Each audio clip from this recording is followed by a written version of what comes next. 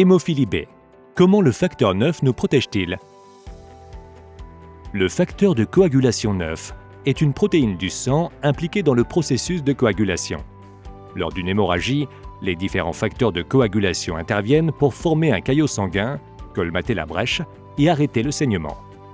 Chez les personnes atteintes d'hémophilie B, le facteur 9 vient à manquer ou n'est pas suffisamment efficace. Le caillot se forme alors plus lentement et leur sang coule plus longtemps. Les symptômes de l'hémophilie sont les saignements. Ils peuvent se produire n'importe où dans le corps, mais ont le plus souvent lieu dans les articulations. Ils sont appelés hémarthroses, ou dans les muscles, et ils sont alors appelés hématomes. On distingue 3 niveaux de sévérité dans l'hémophilie. Lorsque le taux de facteur 9 mesuré dans le sang est compris entre 5 et 40% du taux normal, on parle d'hémophilie B mineure. Lorsque le taux de facteur est compris entre 1 et 5%, on parle d'hémophilie B modérée. Lorsque le taux de facteur est inférieur à 1%, on parle d'hémophilie B sévère. Moins il y a de facteurs de coagulation dans le sang, plus l'hémophilie est sévère et plus les saignements sont graves et spontanés. Mais qu'est-ce que le facteur 9 et quel est son devenir dans notre corps?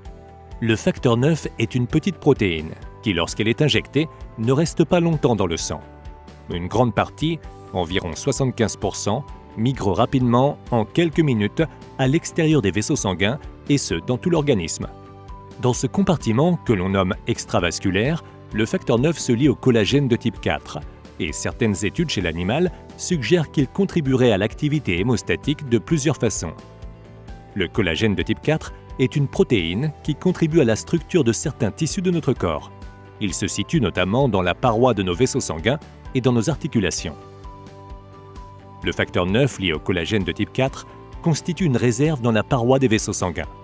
En cas de coupure ou de brèche, des études chez l'animal ont montré qu'il est de ce fait immédiatement disponible et actif sur le lieu du saignement.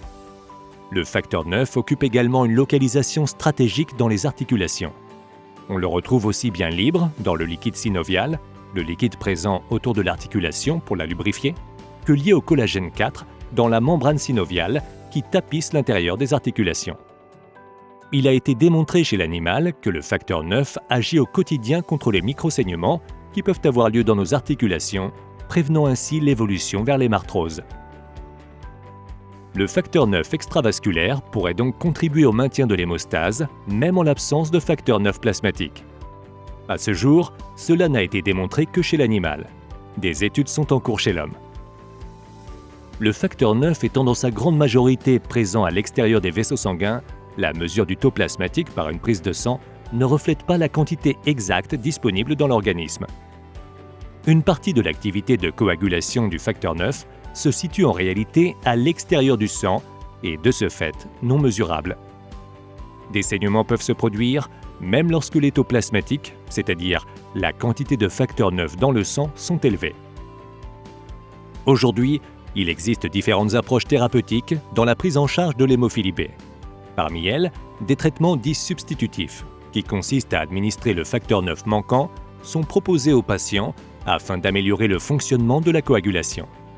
Ils peuvent être administrés en cas de saignement, on parle alors de traitement à la demande, ou de manière préventive, c'est ce qu'on appelle la prophylaxie.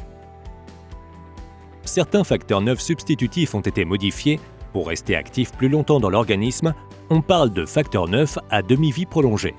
Ces derniers diffèrent selon l'élément qui leur est ajouté pour ralentir leur élimination et n'ont pas tous le même comportement. Certains traitements ont tendance à rester dans le sang, tandis que d'autres diffusent vers le compartiment extravasculaire.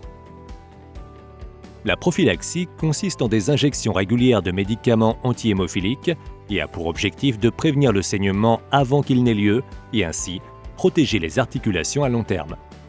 Elle est recommandée en première intention et précocement chez les patients hémophiles sévères. Elle permet, même initiée tardivement, de réduire le nombre de saignements par rapport au traitement à la demande. Mais ce n'est pas tout. Elle permet également de réduire les conséquences des saignements, puisqu'elle réduit le nombre d'articulations cibles, permet de pratiquer plus d'activité physique, améliore les mouvements articulaires et réduit les douleurs articulaires. Pour en savoir plus, n'hésitez pas à en parler à votre médecin.